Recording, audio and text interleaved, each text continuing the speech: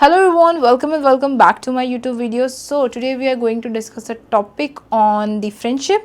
So आज मैं तुम्हें कुछ एक ऐसी चीज़ें बताऊंगी ना जो तुम्हें काफ़ी कंट्रोवर्शियल लगेगी. तुम्हें लगेगा कि ये क्या बोल रही है, मेरे दोस्तों को ऐसे क्यों बोल रही है, बट तुम्हें ये चीज़ें ना सुननी चाहिए. So I am cleaning my room. So वो हमें ना बचपन से सिखाया गया है कि अगर फ्रेंडशिप अच्छी हो तो लाइफ सेट है, फ्रेंडशिप अच्छी हो तो फ्रेंड्स के साथ बिजनेस करेंगे, उसे फाउंडर बनाएंगे, मैं को फाउंडर बनूंगा, ये वो. बट वट अबाउट कि उस फ्रेंडशिप में वैल्यू ही ना हो. वट अबाउट कि वो दोस्त जो है वो तुम्हारा एक फेक फ्रेंड हो. वट अबाउट कि वो दोस्त तुम्हारा कभी तुम्हें ग्रो ही ना करने दे. वो तुम्हारा अच्छा दोस्त है बट तुम्हें कभी ग्रो ही ना करने दे. That's we are going to talk in that video. सब यही बोलते हैं कि एक अच्छा फ्रेंड होना ना काफ़ी इंपॉर्टेंट होता है. बट वट इफ़ हमारे पास वो अच्छा फ्रेंड है ही नहीं. वट इफ़ जो हमारे पास जो बाकी के दोस्त हैं वो सिर्फ नाम के दोस्त हैं, ना वो हमारी वैल्यू करते हैं ना कुछ करते हैं, बस मजाक उड़ाते रहते हैं, डिसरिस्पेक्ट करते रहते हैं. वट इफ़ वो सिर्फ फेक बनते हैं हमारे मुंह के आगे, पीठ पीछे कुछ और होते हैं, मुंह के आगे कुछ और होते हैं, पीठ पीछे गॉसिप्स करते हैं, मुंह के आगे मीठे बन जाते हैं.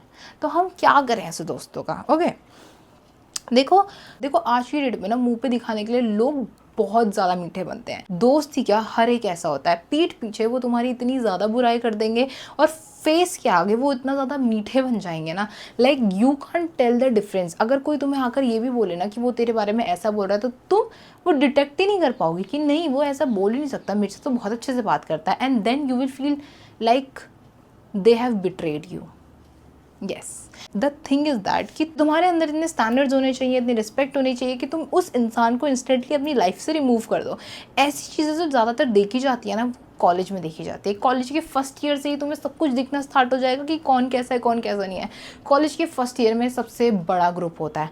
कॉलेज के एंड तक आते आते या तो वो इंसान अकेला बचता है या सिर्फ 2 लोग बचते हैं. 2 लोग या फिर 3 लोग, इनसे ज़्यादा कोई नहीं बचता भाई, कोई भी नहीं बचता.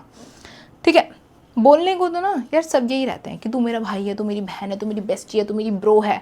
बट जब मोमेंट आता है दिखाने का कि हाँ you are actually my friend, तब वो गायब हो जाते हैं.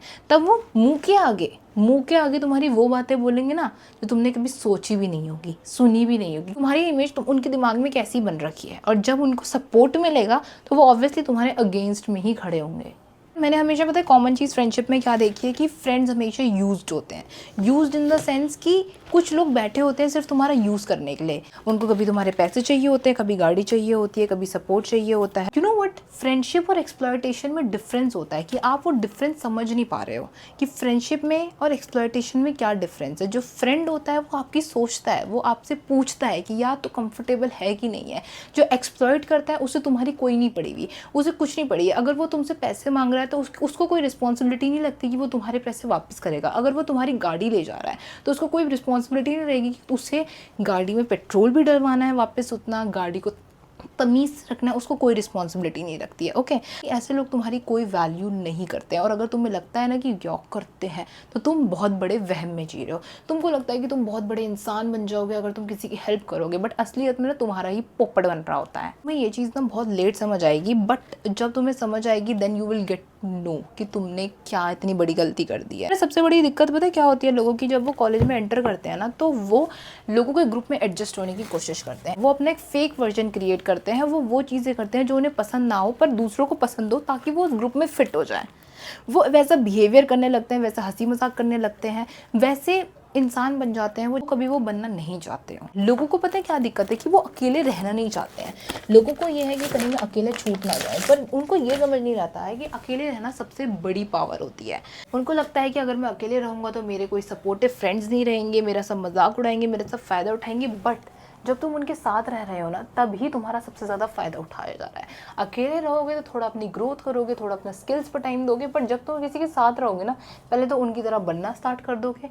अपने गोल्स तो तुम्हारे गए भाड़ में, माइंडसेट तुम्हारी उनकी तरह सेट हो जाएगा. प्लस तुम्हारी जो खुद की सेल्फ वर्थ होगी, खुद की जो सेल्फ वैल्यू होगी वो तुम्हारी डिस्ट्रॉय हो जाएगी. देखो एक मेच्योर फ्रेंडशिप पता है क्या होती है कि जिसमें इंसान दूसरों की बातों को बिना बोले ही समझ जाए, जिसमें इंसान अपने दोस्त का नाम पीठ पीछे प्रोटेक्ट करे, जिसमें इंसान जो भी कुछ फील कर रहा है वो अपने दोस्त को डायरेक्टली जाके बोले, चाहे उसे बुरा लग रहा है चाहे अच्छा लग रहा है, क्योंकि ये तुम्हारी रिस्पॉन्सिबिलिटी है. क्योंकि अगर 2 इंसान कभी भी साथ में रहना चाहते हैं ना तो उनमें भाई उनके नेचर नहीं मिलेंगे, बट इट्स योर रिस्पॉन्सिबिलिटी कि तुम उनको जाकर बताओ मुझे ये चीज़ें पसंद नहीं आ रही हैं.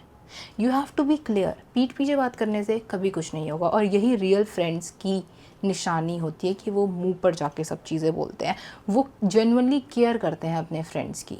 और ऐसे लोग अगर तुम्हें मिल गए ना, तो भाई तुम्हारी लाइफ सेट है। फिर कहेंगे कि तुम्हारी लाइफ सेट है because you have that person जिसको तुम दोस्त बोल सकते हो असलियत में। मैंने बहुत लोगों को देखा है भाई यूज़ होते हुए। लोगों को पता है कि ये इंसान मेरा यूज़ कर रहा है, तो भी वो अपने आप को एक्सप्लॉइट होने देते हैं।